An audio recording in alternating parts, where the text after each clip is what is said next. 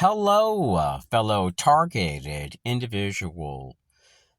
The concept of fifth generation warfare, also known as 5GW, is linked to covert targeting of individuals, including what are referred to as targeted individuals. This connection is established through core principles, methods, and objectives of 5GW, which prioritize psychological manipulation, information control, and non-kinetic tactics to influence or neutralize perceived threats without conventional engagement. Fifth-generation warfare is characterized as a form of conflict conducted primarily through non-kinetic means such as social engineering, misinformation, cyber attacks, and advanced technologies like artificial intelligence. Its goal is to manipulate perceptions, create cognitive biases, and achieve strategic objectives without the target's awareness. This aligns closely with the experience of targeted individuals, who often report being subjected to clandestine harassment, psychological manipulation, and technological intrusions that are difficult to prove. A central element of 5GW is its focus on psychological operation, also known as PSYOPs, to influence emotions, beliefs, and behaviors. The enemy deliberately spreads false or mixed information to create confusion and distrust.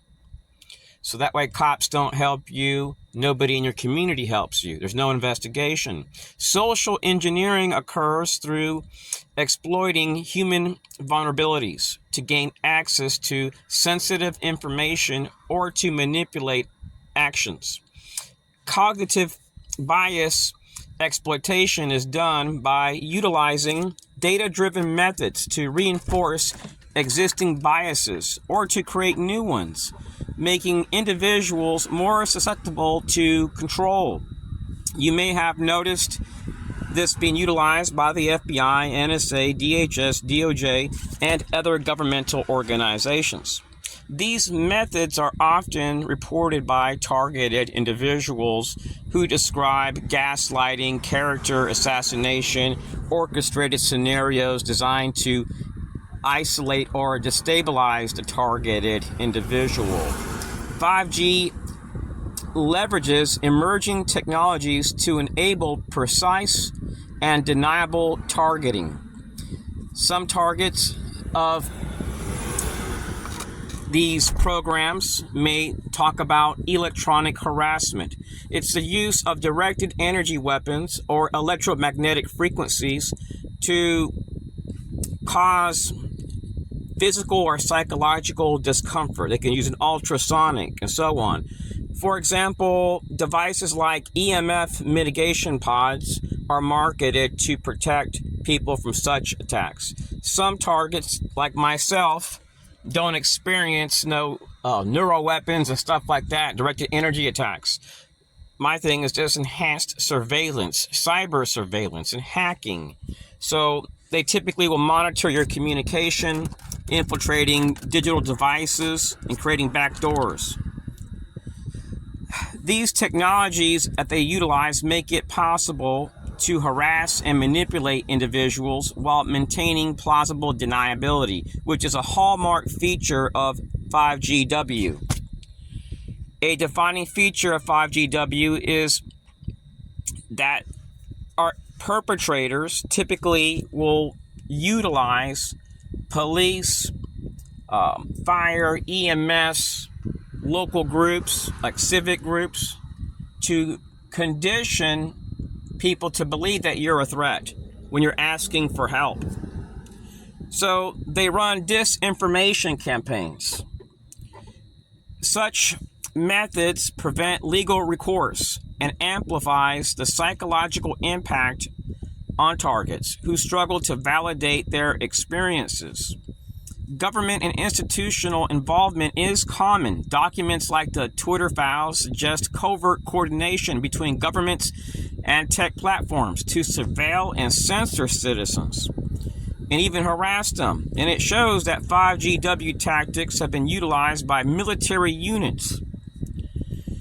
So they have conducted psychological operations on domestic populations, such as forging official letters to incite fear.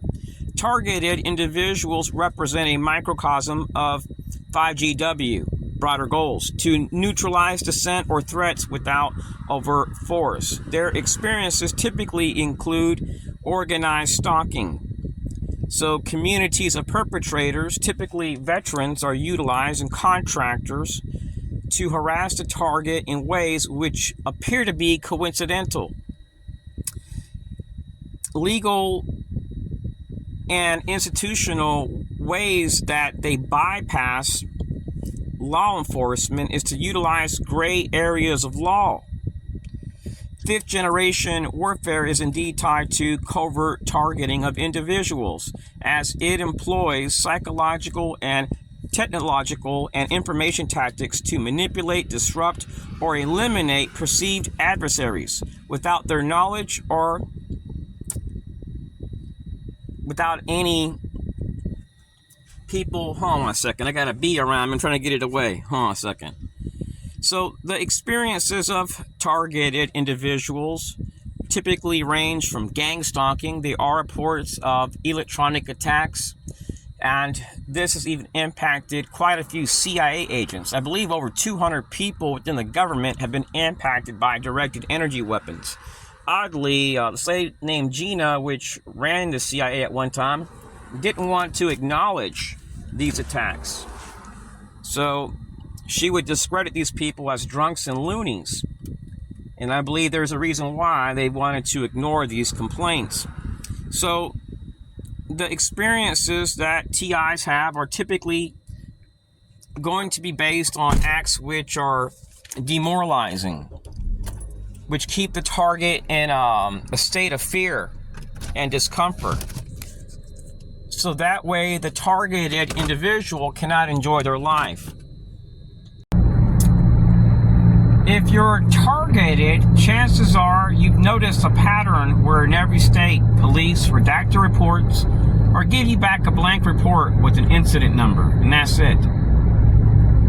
You've written politicians, every single congressional affairs unit, they don't respond back. Inspector generals, you've gone to federal agencies, you've recorded them slamming phones like NSA, DHS, FBI, very common. When you're in a situation like that, you need to put your information out there to other countries. So if anything happens to you, other people can say, you know what, this guy begged for help. He went to government meetings. He was always respectful. He never raised his voice. He just asked for help. The cops, they lied. They redacted reports. Politicians did nothing. The NSA, FBI, DHS, CIA were in cahoots or at one time participated and concealed this and worked as interagency partners. Contractors are involved. University offices of community engagement sometimes are used. Aide business vendors, small business opportunity centers, sometimes select perpetrators are hired. Black ops groups, private military contractors. When you have that type of evidence, you don't need to go to the Department of State asking for help. You need to go to a foreign government. So what I did was, since nobody would help, after over 20 years of this, since 1996, I sent my stuff out to all the security agencies that I could think of, because I was looking at going to specific countries like Venezuela. There's no U.S. embassy there. I sent my files to the Nicaraguan government army, politicians. So that way when I leave, I'll be okay, hopefully, versus declaring political asylum where I can't come back to funerals. So the enemy, fellow TIs, they'll support one another. Now, I'm not a victim of directed energy attacks. My thing is just talking about gang stalking.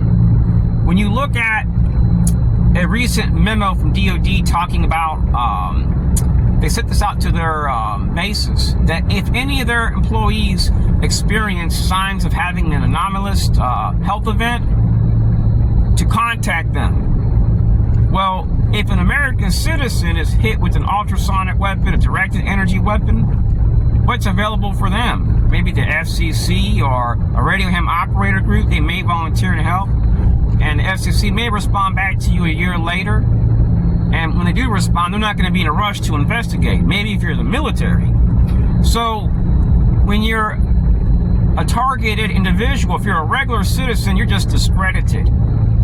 If you're in the army and you have no skills, no education, really, it's like, oh, he really did go through this. So the targeted individual is just written off. Oh, he's delusional. There was this lady that ran the CIA. Her name was Gina. I despised the lady. And the reason why is because there was a few CIA agents which had to leave the force without getting their pension. You know why? Because this lady wouldn't sign the form which would allow the CIA agents impacted to collect money.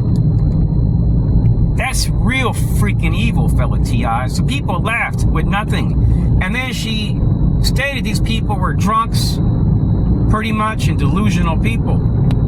So the same thing has been happening to targeted individuals. When you hear about these cases where like an NBC worker stated, okay, I was followed by multiple people, I was living in a state of fear, that's gang stalking. So that is what the embassy covered up, fellow TIs, I mean the Department of State. Because it's been happening in the United States to people, to whistleblowers. Thankfully, my only issue right now in the state of Florida has just been with targeting. And it's always the same thing. I've noted the Special Activities Division, LGBT, transgender, radical feminists, active duty Army, active duty Air Force at one time, a few here and there, and Texas Citizens Corps. When you're in this situation, fellow TIs, you got to stay prayed up. At one time, I was really big into the Shurangama mantra. It's a Buddhist mantra. My thing is Christianity now. If you don't have a belief, gain one, fellow TIs. Turn to a higher power. My Lord, when I was into the Shurangama mantra, fellow TIs, I had to go out into nature because what I saw was unbelievable. And depending on where your heart is at, if you're an empath, you may have miracles. You may experience stuff like that. I'm not going to talk about it online because you wouldn't believe it. You wouldn't believe the footage that I have. So when you're targeted, fellow TIs, you really have to be humble because the enemy is going to use kids, families, military families are going to slander you. Most people just want to live and enjoy their life. They don't care unless they're impacted. That's why under Biden, all these crazy laws about the opposite sex being able to take showers with boys occurred because people don't get involved in politics. They talk a lot of shit online, but when the bills pass, a lot of stuff is just based on lip service. People are just running their coochies, but doing nothing. So if you're a TI and you're experiencing this, systematic harassment campaigns, you may want to look at political asylum. And it's something that I'm actually considering. And if nobody will help you, reach out to different governments, all these security apparatuses, PSUV, FSB, share your files before you go to these countries. So that way they already know. So that way if you're slandered by a cops or a sheriff's associations, FEMA, DHS, NSA, CIA, anybody, they can say, you know what, we already knew what to expect. We already knew this was going to happen. If somebody is following you, if somebody's making you live in a state of fear, and there's no communication, you're seeing ex-Army in every state and school, you're documenting CIA assets, don't trust a damn one of them. I'm not anti-government. I'm not anti-law enforcement. But I did throw my grandfather's medals away because I don't want to be affiliated with groups that support terrorism, conceal these types of acts, and then slander people. I don't see myself as an American. I'm not anti-American. I just see myself as a guest. After knowing what occurs here secretly, I don't want to be affiliated with this place. I just choose to live my life, abiding by the laws and being left alone. You don't see U.S. flags in ghettos for a reason, fellow TIs.